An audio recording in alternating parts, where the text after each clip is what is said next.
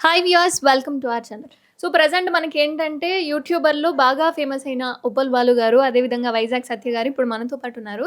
And వీళ్ళ batch ఏదైతే ఉందో ఎప్పుడు మనల్ని ఎంటర్‌టైన్ చేస్తూనే ఉంటారు. కానీ ఇందులో ఉన్నట్టుండి సడెన్‌గా అగ్గిపెట్టె మచ్చ గారు ఎస్కేప్ అవ్వడం అయింది. అంటే ఎలిమినేట్ అవ్వడం అయింది. సో ఎందుకయింది? ఏంటి? అని అటు నుంచి వాళ్ళు, ఇటు నుంచి వీళ్ళు ఎలిగేషన్స్ అయితే చాలానే అయ్యాయి. కానీ అసలు ఏం జరిగింది అన్నది వైజాగ్ సత్య గారిని, అదేవిధంగా బాలు గారిని అడిగి తెలుసుకుందాం. సార్ అసలు ఏమైంది? బాలు చెప్తాడు ఫస్ట్. ఏమైంది బాలు గారు లేకపోతే అసలు? నేను చెప్తే లైవ్ నన్ను కాపీ కొడతాడేమో. ఏమైందంటే ఆయన మంచి ఆర్టిస్టే కాదని లేదు. He is the comedy king of social media. ఫేస్బుక్లో కావచ్చు, యూట్యూబ్లో కావచ్చు, ఇన్స్టాగ్రామ్లో కావచ్చు, తోపు ఆయన కాదని లేదు. ఆయన వెళ్ళిపోవాలని కూడా మేము కోరుకోలేదు మా టీం నుండి. ఆయనకి విజ్జుగౌడ్ అని ఒక యూట్యూబర్ ఉన్నాడు కదా, ట్రోలింగ్ చేస్తాడు అందరికీ.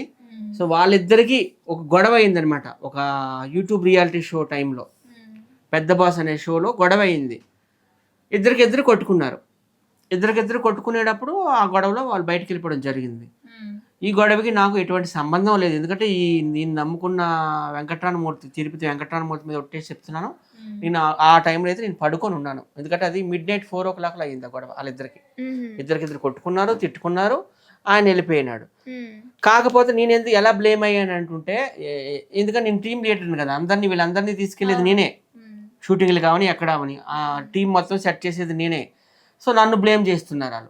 నిజంగా నాకైతే ఎటువంటి సంబంధం లేదు. ఆయన ఎక్కడున్నా మంచిగానే ఉండాలి.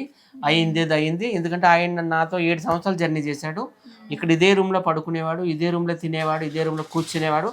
ఆయన ఒక చంటి బిడ్డ కంటే ఎక్కువగా మేము చూసుకున్నాం. నేను అవ్వచ్చు, ఉప్పల బాలు అవ్వచ్చు, ఏది కావాలంటే మిడ్-నైట్ లేచి సత్య నాకు ఛాయ్ కావాలంటే తెప్పించేవాడిని, లేకపోతే మందు కావాలంటే తెప్పించేవాడిని. నాకు ఆకలేస్తుంది, ఆయనకి మటన్ ఎక్కువ ఇష్టం. ఆయన ఎక్కడైనా షూటింగ్లు ఉంటే నేను మటన్ వండించి బాక్సుల్లో కూడా పంపించిన రోజులు కూడా ఉన్నాయి. ఆయన అంత బాగా చూసుకున్నాం. నువ్వు చెప్పు, ఒక చిన్న పిల్లర్లాగా మేము చూసుకున్నాము. చాలా తినేవాడు, కేజీకి తింటాడు బొక్కలు. మంది అయితే పచ్చి మంది తాగుతాడు. అంటే ఒక్కొక్క వీడియోకి 10,000 15,000 తీసుకునే వాళ్ళని చెప్పి ఇటు వీళ్ళు అటేమో మాకేం ఇవ్వలేదు అని చెప్పి వాళ్ళ అక్క చేయడం జరిగింది. ఇందులో ఎంతవరకు నిజం ఉంది అసలు? విజ్జుగౌడ్ షోలో అయితే మాత్రం 40,000కి నేను మాట్లాడినా, విజ్జుగౌడ్ 20,000 ఇచ్చాడు. అలాగా ఆయన ఫోన్ కూడా మిస్ అయింది అనమాట. ఆ ఫోన్ కూడా విజ్జుగౌడ్ ఇస్తా అని అనిండు. అగ్గిపెట్టి మచ్చలు ఫోన్ మిస్ అయింది. షూటింగ్లో కామన్ కదా ఇవన్నీ, వాళ్ళు తీసేయడం, వీళ్ళు తీసేయడం ఇవన్నీ.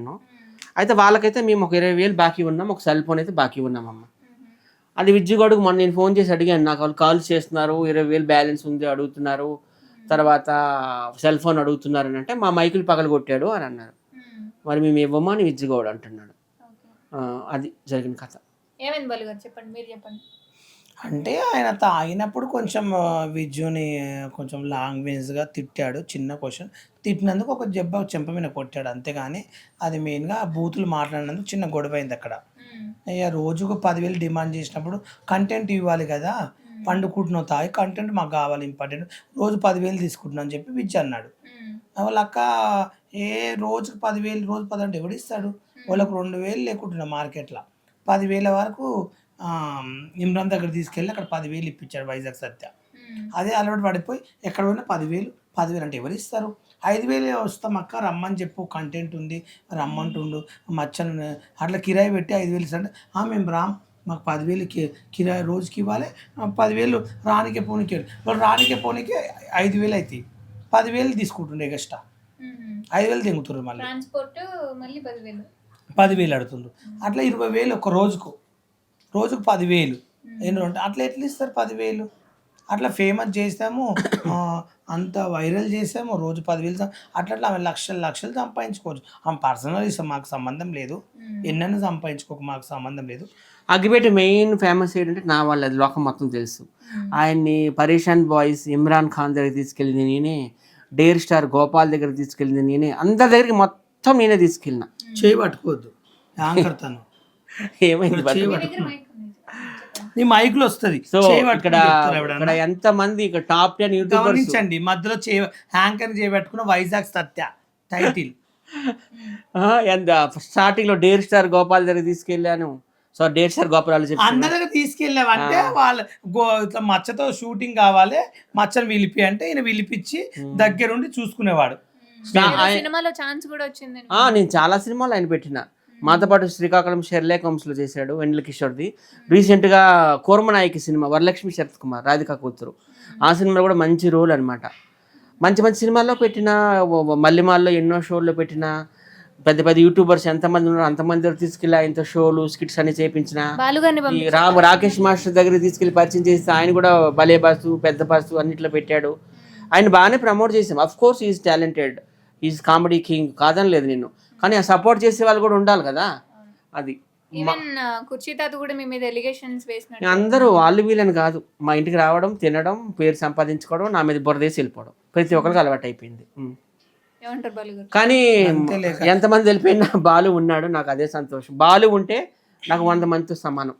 ఎంతమంది వెళ్ళిపోయిన పర్వాలేదు. అంటే ఇప్పుడు మనం ఉంటాము, ఉన్నప్పుడు రూపాయి సంపాదించుకున్నప్పుడు రూపాయి డబ్బులు వస్తుంది. పద్దాక ఇప్పుడు ఒక ఇంటర్వ్యూ పిలుస్తారు 2000 ఇస్తారు, ఒకవేళ 1000 రూపాయలు ఇస్తారు, ఒక దాంట్లో 3000 ఇస్తారు. ఇప్పుడు ఉన్నవాడు ఒక తీరిస్తే లేనివాడు ప్రతి ఛానల్ నాకు 5000 ఇప్పాలంటే ఎవరు ఇప్పిస్తారండి? ఇప్పుడు నాకు ఉంది ఒక ఇంటర్వ్యూ నేను 3000 తీసుకుంటా, దాంట్లో 4000 తీసుకుంటా, 2000. ఒక ఇంటర్వ్యూలో బాలు ప్లీజ్ ఫస్ట్ టైం నీ కాల్ పెట్టి ఒక్క ఇంటర్వ్యూ ఇవ్వవా, మా తీసుకో 1000 రూపాయలు ఇస్తే మీకు దండం పెడతా, ఫస్ట్ టైం పెట్టుకున్నాడు.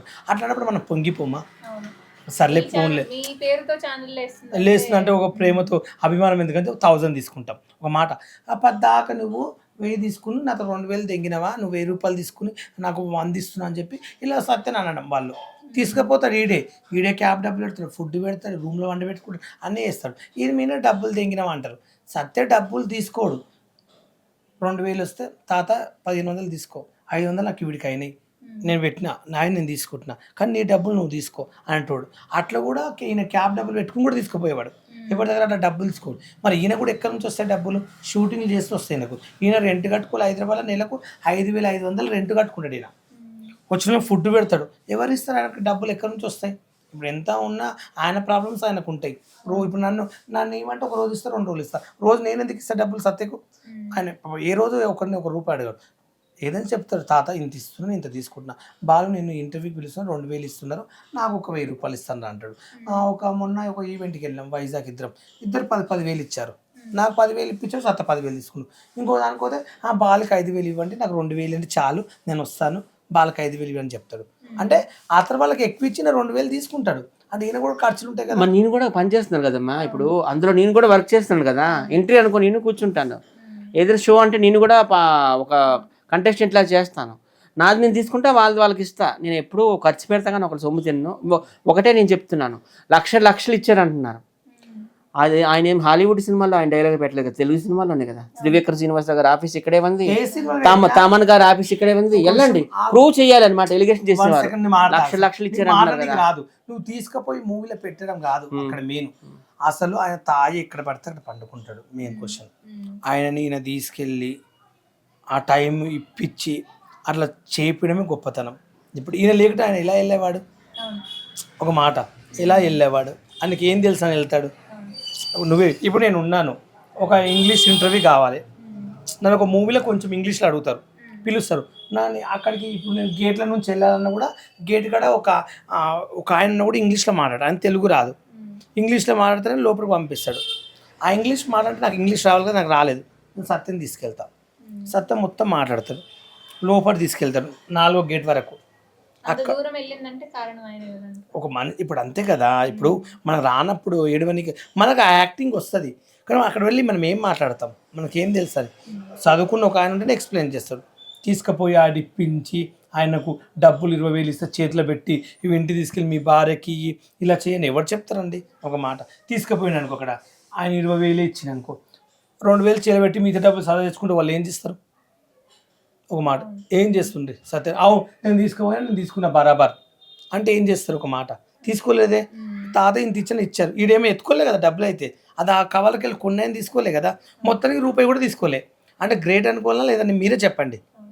నేనైతే అలా చేయకుంటే 20,000 10,000 ఆయనకి ఇచ్చిన 5,000 తెచ్చుకునేవాడిని. నేను తీసుకుపోయినందుకు మరి నాకు కూడా రావాలి కదా రూపాయి. అట్లా ఎవరికైనా ఆశ ఉంటుందా? ఎవరికైనా ఆశ ఉంటుంది. అది నేను చెప్పేది. ఎవరమైనా రూపాయి, ఇప్పుడు ఒక ఆర్టిస్ట్ కావాలని కోరుకుంటాం మనం. సత్యని ఇప్పుడు ఒక విషయం పోని, నాకు సత్యని బర్త్డే వీడియో చెప్పవా, లేకపోతే సత్యం తీసుకురావా ఈవెంట్కి నీతో పాటు, మా షాప్ ఉంది ఒకటి, సత్యం కూడా దొరికొచ్చుకునే ఫ్రెండ్ అంట. నేను సత్యకి ఏం చెప్తా, సత్య నాతో పాటు ఒకటి ఉంది, నన్ను మా ఫ్రెండే రమ్మంటున్నాడు, నీకు ఒక 2,000 ఇస్తాను చెప్తా. నేను సత్య పేరు మీద చెప్పుకుని 10,000 తీసుకుంటున్నాను, అది నా ఇష్టం, నా పర్సనల్ అది. నేను సత్యం తీసుకొని 2,000 ఇస్తున్నా. ఇప్పుడు సత్తు ఉన్నాడు, బాలు ఇక్కడ రా అంటాడు, మనం అక్కడికి వెళ్దాంపా, వాళ్ళు ఇంత ఇస్తారు, నీకు ఇంత ఇస్తా అమౌంట్ అంటారు. అది ఎంత ఇస్తున్నారో నేను సత్యాన్ని అడగను కదా, సత్య ఎంత ఇస్తున్నా తీసుకుంటాను. మళ్ళీ పిలిచి వాళ్ళ ముందర చెప్తారు, మీరు ఎంత ఇస్తున్నారు డబ్బులు బాలు చెప్పండి, ఎందుకంటే అందరు నేనే తీసుకుంటా అంటారు, నాకు ఒక డబ్బులు వద్దు, మీరు ఎంత ఇస్తారో ఆయన చెప్పండి అని కరెక్ట్ చెప్తాడు.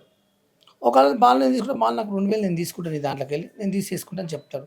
కానీ దొంగతనం చేయడు, చెప్తాడు కానీ మోసం చేయడు, అబద్ధం చెప్పి మొత్తం లాక్కోడు, చెప్తాడు అంతే. వరకే సత్యగుణం నాకు తెలిసినంత. నేను ఇప్పుడు ఇన్ని రోజులు ఫ్రెండ్షిప్ చేస్తున్నా, తనతో నేను జర్నీ చేస్తున్నా.